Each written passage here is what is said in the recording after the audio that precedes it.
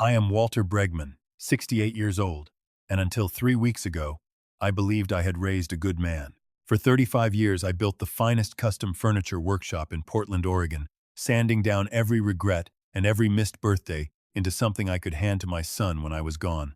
But last Thursday, standing in the dim hallway outside my own bedroom, listening to my boy and his wife discuss the exact week I was expected to die, my entire understanding of family turned to ash in my mouth. They were talking about the $800,000 sitting in my life insurance policy and how soon the check would clear. Before I tell you how I nearly walked into my own grave smiling, let me know where you're listening from tonight. Son or daughter, friend, whoever you are out there in the dark with me. And if you've ever had someone you trusted with your whole heart turn out to be counting the days until you were gone, hit that follow button, because you and I have more in common than either of us would like.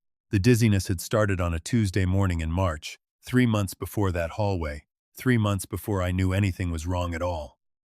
I remember it exactly because I was standing at my workbench, running my palm along a maple tabletop I'd been sanding for a client in Lake Oswego, when the whole shop seemed to tilt sideways beneath me. I gripped the edge of the bench until my knuckles went white, waiting for the room to settle. It didn't settle for almost a full minute. My hearing dropped away like someone had stuffed cotton into both ears, and a thin, high whine took its place, ringing somewhere behind my eyes. I told myself it was nothing. I was 68 years old, a widower for the last 4 years, running a business on my feet 12 hours a day. Of course, my body was starting to complain. I drove myself to my family doctor, a young man named Dr. Alvarez, who I liked because he never rushed me. He ran the usual tests: blood pressure, cholesterol, an EKG that came back clean as a whistle. He suggested I was dehydrated, that I needed to eat more regularly, that men my age sometimes developed inner ear trouble that mimicked something worse. He sent me home with a pamphlet about vertigo exercises and told me to come back if it got worse. It got worse. Within 2 weeks, the dizziness was a daily companion, arriving most mornings around 10 and lingering into the afternoon, dragging with it a metallic taste that sat on my tongue no matter how much water I drank or how much coffee I gave up trying. My hands began to tremble when I held a chisel, something that had never happened in 3.5 decades of woodworking. And for a man whose entire identity was built on steady hands, that trembling terrified me more than the dizziness ever could. My son Marcus had taken over the day-to-day running of Bregman Fine Woodworking 18 months earlier, right around the time I'd finally admitted I couldn't keep doing the physical labor and the business side both. I handed him the client relationships, the invoicing, the ordering of lumber, everything except the actual craft, because the craft was still mine, still the one thing that felt entirely like me. Marcus had married a woman named Renata 2 years before that, a former physical therapist who'd left her practice to help him modernize the business, as she liked to say, though what modernizing mostly seemed to mean was Renata sitting in my old office making phone calls. I was never invited to hear. It was Renata who gave me the bracelet. She presented it to me on a Sunday afternoon in April, over dinner at my house, the three of us around the same oak table I'd built when Marcus was still in diapers.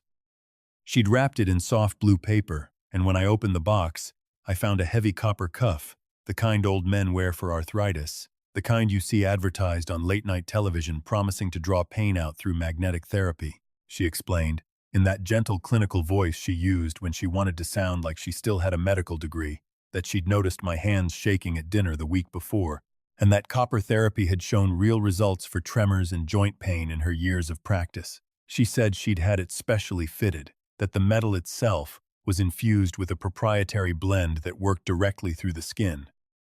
Marcus squeezed my shoulder and told me to humor her, that she only wanted to take care of me, that losing his mother had taught him how quickly you could lose someone you loved if you weren't paying attention. I slid the cuff onto my left wrist that very night, mostly to please them, and told myself the tremors were probably stress anyway. They were not stress. I want to tell you about the man on the ferry, because without him, I would not be standing here today. Every Wednesday, I take the small commuter ferry across the Willamette to visit my late wife's sister in a retirement community on the east side, a ritual I've kept faithfully since Dolores passed. 3 weeks ago, on one of those Wednesday crossings, an older gentleman sat down across from me, a stranger with rough, permanently ink-stained hands and the unmistakable posture of a man who has spent his whole life bent over close, careful work. He introduced himself as Samuel Okafor, a retired jeweler and metallurgist who'd spent 40 years appraising precious metals for estate sales across the Pacific Northwest. He was staring at my wrist, not glancing, staring, the way you'd look at something that didn't belong. "How long have you worn that?" he asked, nodding at the copper cuff. No pleasantries first, nothing. I told him a few months that my daughter-in-law had given it to me for my tremors. Samuel leaned forward, lowering his voice even though the ferry cabin was nearly empty. "Sir, that is not therapeutic copper. I have handled 10,000 pieces of jewelry in my career, and I know the weight and the color of real copper the way you know the grain of your own wood. That cuff is too heavy for its size. Something is packed inside the lining." He reached into his coat and produced a small jeweler's loop, the kind he must have carried out of 40 years of habit. "Please, let me look at it properly. If I am wrong, I will apologize and buy you a coffee. If I am right, you need to take it off this instant and never put it against your skin again." I want to be honest with you. My first instinct was anger. This was a gift from my son's wife, a woman trying, in her own strange way, to care for me. But the dizziness, the trembling, the metallic taste, they had all started within days of that cuff going onto my wrist, and some old animal part of my brain had already noticed the timing even before Samuel said a word. My hands shook as I unclasped it and handed it across the narrow aisle. Samuel turned the cuff over in his weathered fingers, running his thumbnail along the inner seam where the metal folded back on itself. He found a hairline groove, nearly invisible, and worked his small tool into it with the patience of a man who had spent a lifetime opening things gently. The lining popped free with a soft click. Underneath, instead of solid copper, there was a thin cavity, packed with a dark, waxy gray paste, pressed directly against a mesh pad designed to sit flush on skin. "This is not medicine," Samuel said quietly. "This is a delivery system. I have seen this once before, decades ago, in an insurance fraud case out of Seattle. This paste is meant to leach into the bloodstream slowly, through the skin, over weeks. I cannot tell you exactly what it is without a laboratory, but I can tell you it is not copper, and it is not meant to heal you. I got off that ferry a different man than I got on it. I did not go home. I drove straight to an independent testing laboratory I'd once used years ago to verify the authenticity of imported hardwoods for a client dispute, a place that dealt in cash and asked no questions. I paid the technician $400 to run an emergency analysis and told him I needed absolute discretion. He looked at the paste under a scope for less than 30 seconds before his whole posture changed, before he pulled on thick rubber gloves and sealed the cuff inside a biohazard bag without another word passing between us. 2 days later, he called. The paste contained a heavy concentration of arsenic trioxide suspended in a transdermal gel base, engineered to absorb slowly through prolonged skin contact. He told me, in a voice gone flat with professional dread, that arsenic poisoning mimics almost every symptom of natural age-related decline: dizziness, tremors, confusion, cardiac strain. He said if I had continued wearing that cuff another 2 or 3 months, no doctor in the city would have looked twice at a death certificate that simply read, "Heart failure, 70 years old, natural causes." My own daughter-in-law had put a slow execution device on my wrist and called it love. I did not confront them. Not yet. I understood, standing in my truck in that industrial parking lot with the biohazard bag on the passenger seat, that Renata was clever enough to have an explanation ready, some clinical story wrapped in enough compassion to make me doubt my own eyes again. I needed to see them, truly see them, when they believed no one was watching. I told them the cuff had started irritating my skin, gave it a rash excuse, and quietly stopped wearing it. Within 4 days, the dizziness lifted, like fog burning off a river. By the end of the first week, my hands were steady enough to run a plane down a walnut board without a single tremor. The metallic taste vanished entirely. My own body, given the chance, told me everything my doctors could not. I called an old friend from my Army days, a man named Frank Delgado who had spent 30 years in private security before retiring 2 towns over. I told him I needed cameras installed in my house, quietly, without my son or his wife ever knowing. Frank came the following Tuesday morning while Marcus and Renata were at the shop, and within 3 hours he had small lenses hidden inside 2 smoke detectors and a bookshelf clock in my living room and kitchen, feeding everything to an encrypted app on a phone Frank gave me specifically for this purpose. That Sunday, Marcus and Renata came for our usual family dinner, bringing a rotisserie chicken from the market and a bottle of red wine Renata poured a little too generously into my glass. I played my part carefully. I let my hand tremble again, artificially this time, dragging my words just slightly, keeping the cuff hidden in a drawer, but acting as though the tremors persisted regardless. Midway through dinner, I let my fork clatter loudly against my plate and slumped forward, groaning, clutching my chest. A loving son jumps up, a loving daughter-in-law reaches for the phone to call an ambulance. Marcus did neither. He looked at Renata first, not at me, and something passed between them in that single glance, something cold and coordinated, a question and an answer exchanged without a single word. Renata sighed, actually sighed, the exact put-upon exhale of someone whose bus was running late, and checked her watch before finally rising to help me back into my chair. That sigh told me more truth than any confession could have. The next morning, at exactly 9 o'clock, the doorbell rang. Marcus stood on my porch with a lawyer I had never met, a slick young man named Dennis Fairweather, carrying a leather folder stuffed with documents.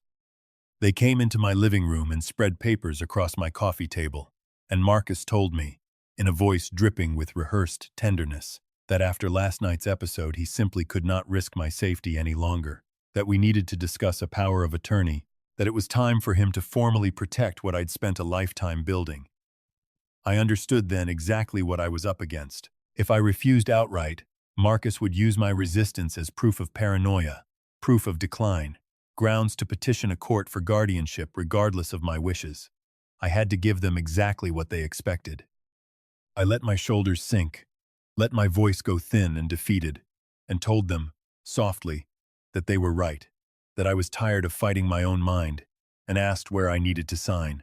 Dennis Fairweather practically lunged toward me with his gold pen, and as he leaned across the coffee table, I let my trembling hand sweep sideways, knocking my mug of black coffee directly across the stack of documents. Scalding liquid soaked through the pages instantly, blackening the ink beyond any use. I cried out in manufactured distress, clutching my shaking hand, and for one single unguarded second, Marcus's mask fell away entirely. His face twisted into something I had never seen on my own son, a flash of pure, venomous disgust, his lip curling as he looked at me, not as his father but as an obstacle that had just cost him an entire morning. "For God's sake, Dad," he snapped, his voice a low hiss meant only for me. "Do you have any idea how much time you just wasted?" The silence afterward was total. Marcus caught himself instantly, blinking hard, his face rearranging itself back into concerned devotion within a heartbeat, apologizing, asking if the coffee had burned me, if I needed ice, but I had already seen it. I had seen the truth living underneath his skin, and no amount of gentle backpedaling could put that mask back on convincingly enough to fool me again. They left to print fresh documents, promising to return the next day. The moment their car pulled out of my driveway, I went straight to Frank's hidden cameras, replaying every angle from the night before, from that morning, searching for whatever they said when they believed themselves alone. That night at nearly 1 in the morning, I sat in my dark study reviewing the footage on the small screen Frank had given me, and I watched my son and his wife let themselves back into my house using a spare key I never knew they had, moving through my hallway toward my bedroom while I lay upstairs pretending to sleep off a sedative I had never actually taken. I had swapped the tea Renata brought me earlier that evening, pouring it down the bathroom sink the moment she left, some instinct in me already refusing to trust anything that came from her hands. I listened, through Frank's hidden microphone, as Marcus leaned over what he believed was my unconscious body and whispered to Renata, asking if I was really asleep. She told him yes, that she'd doubled the dose in my tea, that my system would be suppressed for hours. They rifled through my nightstand drawer, searching for the deed to the workshop property, for account numbers, for anything that would let them move faster once I was gone. And then Renata said the words that turned my blood to ice water in my veins. "He's healthier than the arsenic should allow at this stage," she murmured, her voice flat and clinical in the dark. "I need to increase the concentration in the next cuff before he notices the first one is missing. He should be gone within 3 weeks, Marcus. The insurance underwriter already flagged his policy for review once. We cannot afford another delay. 3 weeks. My own son's wife had given me a countdown to my own funeral, discussed as casually as a grocery list. I lay in that bed after they left, staring at my ceiling until dawn, and something inside me that had spent 68 years being a trusting, generous man simply closed like a door. I was not going to die on their schedule. I was going to make certain that when their 3 weeks arrived, they had nothing waiting for them but handcuffs. The following morning, once they'd both left for the shop, I sat at my kitchen table and finally allowed myself to look clearly at what I'd built and who stood to inherit it. Bregman Fine Woodworking wasn't just a business. It was 35 years of my life, and I still held majority ownership even after handing Marcus the daily operations. I logged into the accounting software using credentials I still technically retained as principal owner, credentials Marcus assumed I'd forgotten how to use, and I began reading through the real ledgers instead of the polished summaries Marcus presented at our quarterly check-ins. What I found nearly buckled my knees. Over the previous year, Marcus had authorized enormous recurring payments to vendors I had never heard of, shell companies with vague names like Cascade Materials Consulting and Pacific Rim Import Solutions, entities that existed only as post office boxes in Nevada. Nearly $400,000 had bled out of the business account into accounts I couldn't trace beyond their initial destination. Our commercial lease on the workshop building, a property I had owned outright for 2 decades, had been quietly refinanced and leveraged against a private lender charging predatory interest, the kind of loan you take only when you're desperate and you've run out of legitimate options. I called an old business associate, a forensic accountant named Priya Nair, who I'd worked with years ago during a supplier dispute, and asked her to quietly review everything I'd found. Within 2 days, she called back, her voice tight with concern. Marcus had been funneling company funds into online sports betting accounts and a series of increasingly reckless cryptocurrency positions for nearly 18 months, and when those positions collapsed, he had turned to a private lender with connections Priya delicately described as not the kind you want collecting on a missed payment. He owed nearly $300,000 to people who did not send polite reminder letters. That explained everything. The insurance policy Dolores and I had taken out on each other decades ago, still active on my life for $800,000 with Marcus as sole beneficiary since her passing, wasn't just a comfortable inheritance to them.